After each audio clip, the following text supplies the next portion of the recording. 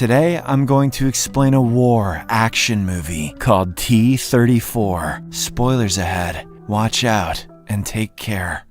The movie opens up towards the tail end of 1941 as the Nazi invasion of the Soviet Union, dubbed as Operation Barbarossa, has reached the outskirts of Moscow. The Germans have enjoyed stunning success as their tanks have forged ahead, while Luftwaffe rule the skies. This has caused the morale of the Red Army to go down, as their supply lines have been seriously hampered. Currently, Soviet Army Junior Lieutenant Nikolai Ivishkin is on his way to Butovo, a town that is merely 35 kilometers away from Moscow. He is carrying food supplies for a group of Soviet soldiers who have set up a temporary camp in the town. Nikolai is navigating the frozen terrain in a ramshackled truck with a young private beside him. After a while, they arrive near a mileage sign that was made to give travelers the directions to nearby places. Nikolai stops the truck and disembarks with an axe in his hand. He then cuts down the sign to try and deter their enemies. Suddenly, a German Panzer III tank appears over a nearby hill and immediately opens fire towards them. But Nikolai gets back into the truck and skillfully maneuvers the dilapidated vehicle to avoid incoming fire. The Soviet duo managed to escape by the skin of their teeth thanks to Nikolai's expert knowledge of tanks and ammunition. Elsewhere, at the temporary camp in the village of Butovo, Soviet Captain Mikhail reports to his commanding officer that his battalion is down to one single tank. Mikhail himself is severely injured, which leaves them with no one to take command of the tank. The commanding officer, however, tells him to fight to the bitter end. Fortunately for him, Nikolai arrives at the camp later that night with food and essential supplies. Mikhail realizes the newcomer is an ammunition officer and immediately appoints him as the commander of the only available tank. Their mission is to cover the retreat of the Soviet battalion, as well as a mobile hospital from incoming German forces. Nikolai is assigned to take charge of a damaged T-34 tank, whose previous commander was killed in action. He is expected to delay the Germans' advance with only a single tank and a small number of supporting infantry. In a brilliant display of leadership, Nikolai immediately takes reins of the situation around the camp. He rounds up the soldiers who will be in the T-34 with him and briefs them on the mission. Initially, the men laugh at the suggestion that they will be facing a strong German troop with merely a single tank. However, Nikolai is an extremely serious man and does not tolerate any form of cowardice. He berates them for their laziness and tells them to thoroughly check every part of the tank. He also warns them that they will be severely punished if they continue to whine. Before leaving for a strategy meeting, he orders them to start prepping the tank for the offensive and load plenty of extra ammunition. The following day, German SS Standartenführer Klaus Jäger and his men observe the village from behind a nearby tree line. He believes the Russians are planning something, but is confident enough to order his crew to move forward anyway. Unbeknownst to them, Nikolai and his crew have laid an ambush for the platoon of German panzers. The Soviets have hidden their T-34 inside a haystack and are waiting for the right opportunity to strike. However, when the German tanks are in range, Jäger commands his men to stop. The shrewd officer inspects the village from afar with his binoculars and sees a cannon hidden inside a shed. He orders 4 of his tanks to move forward and blow the shed to pieces. What he doesn't realize is that the cannon is made only of wood and is a setup planned by his enemies. Just then, the T-34 shoots an armor-piercing shell that destroys 2 German tanks at once. This also means that the Soviets no longer have the element of surprise and now have to face their enemies out in the open. Nikolai orders his men to drive their tank towards a barn on the edge of the village. The German soldiers retaliate by approaching on foot, waiting for the T-34 to attack again. However, the Soviet infantry takes down the German soldiers, giving the T-34 an opportunity to shoot. An intense skirmish then breaks out, in which the Soviets manage to destroy 6 panzers. Unfortunately, Jäger and his men manage to chase down the enemy tank and eventually stand in a one-on-one duel against the T-34. They shoot at each other, and both the tanks are badly damaged. Half the Russian crew is killed when they attempt to escape their burning tank, but Nikolai somehow manages to get out of the T-34 and also pulls out the severely injured driver Stepan. Seeing this, Germans, an injured Jaeger gets out of his Panzer and shoots towards them before passing out due to his injuries. Nikolai and Stepan are both alive, but are soon captured by the Germans. The scene shifts to 3 years later as a train arrives at the Thuringia concentration camp in Germany, and the prisoners of war, or POWs, come pouring out. The warden then welcomes the prisoners, sarcastically referring to the camp as a resort. He reminds them that Germans are now their masters. It is then revealed that Nikolai has been a prisoner in the camp for 3 years and has refused to give his name. With the help of the camp's interpreter, a bilingual Russian prisoner, Anya, the warden threatens to kill him. He also orders his men to put Nikolai in a special unit where they torture him for information about his name and rank. A few weeks later, Jaeger, who is now a Standartenführer, arrives at the concentration camp. He gains permission from the warden to recruit an experienced tank crew from the Soviet POWs in the camp. Jaeger plans to use the prisoners as dummy opponents for training the Nazi Panzer Division. The following day, he goes through the camp's records and recognizes Nikolai's photograph. He is well aware of the Soviet soldiers' mastery of tanks, and thus sets up a meeting. Jaeger proposes to Nikolai the idea of training Nazi soldiers under his command, but, as expected, the latter sees this as an act of betrayal towards his nation and refuses to help. The cunning Jaeger then threatens to kill Anya, which eventually forces Nikolai to accept the offer. The next day, Nikolai is forced to choose his crew from the other POWs in the camp. He picks out 3 other Soviet soldiers with prior experience with tanks. These include Stepan, his previous driver, Ionov, who used to work as an ammunition loader, and Volchkov, who was previously a tank gunner. This group of POWs is assigned to fix and prepare a captured Soviet T-34-85 tank for a test later that week. Following this, Nikolai enters the tank to assess the internal equipment, but once he is inside, he comes across a harrowing sight. There are several decaying bodies of Soviet soldiers who must have died while fighting the Nazis. He is devastated to see his fallen comrades, but suddenly notices something that blows his mind. Hidden underneath the floor are 6 rounds of armor-piercing shells and hand grenades. Nikolai quickly comes up with a plan to use the tank as well as the rounds to his advantage, so he goes out and tells Jaeger about the dead bodies inside. He also gets permission to bury his fallen comrades. Nikolai and his crew members then wrap the live rounds along with the dead bodies with gray cloth. They then bury both the ammunition and the bodies under a pile of stone. As weeks pass by, the chosen Soviet POWs gradually restore and strengthen the captured T-34-85 tank. Nikolai also secretly builds a model map of the whole camp and its surrounding area using a pile of mud. He then briefs the other Soviet soldiers and proclaims that he has a plan to escape. Initially, the tank driver Stepan refuses and points out that they will never be able to escape as there are too many German panzers in the area. However, he eventually agrees when Nikolai reminds him that a soldier's duty is to fight till the end. A few evenings later, Jaeger calls Nikolai for a meeting regarding the approaching test. The German officer gives him a detailed explanation about the ground on which the test will take place. Jaeger also tells him where the T-34-85 should be positioned on the field. However, Nikolai says that he should be the one to decide where the T-34 will be placed. That way, the German trainees will have to deal with an unexpected scenario, which will improve their real-life decision-making capabilities. Jaeger, who was impressed with Nikolai's stealth in their previous battle, readily agrees to this. In the next scene, the day of the exercise finally arrives, and Jaeger prepares the trainee German soldiers. Nikolai and his men, on the other hand, sneakily retrieve the armor-piercing shells from the stone grave and load them in their tank. The training soon begins, and the first German tanks set off to approach the Russian T-34. While this is going on, Anya goes to Jaeger's office to steal a map that shows a safe route out of the area. She also steals a pass that would allow her to get out of the camp for a day. Back at the training field, Nikolai's crew creates a smoke screen to mask their movements. The Germans still believe that the T-34 is unarmed and are unprepared for what's about to happen. But when the T-34 fires a shell and utterly destroys the trainees' first Panzer tank, they are stunned. Seconds later, another shell is fired directly into the observation tower. The resulting explosion kills most of the officers inside, except for Jaeger and another soldier who jump out at the last second. The T-34 then storms through the training ground's car park and eventually breaks through the main gate. On the other hand, Anya uses the stolen pass and makes her way to the nearest bus stop just outside the camp. The tankers soon pick her up, much to the surprise of common German people who are waiting at the stop. With the help of the stolen map, Nikolai plots a course towards Czechoslovakia and back to the front line of the Soviet army. After a few hours, Nikolai and his hungry crew stop at a town to find some much-needed fuel, new clothing, and fresh food. The people in the town are completely helpless as they watch the Soviets take whatever they need. As they move out of the town, they suddenly encounter a blockade equipped with a towed anti-tank gun. Nikolai's crew drives the tank off the road and right through the woods, avoiding the German attack. They barely manage to dodge several gunshots, but eventually disappear into the deep forest. Meanwhile, Jaeger receives news that the Russian escapees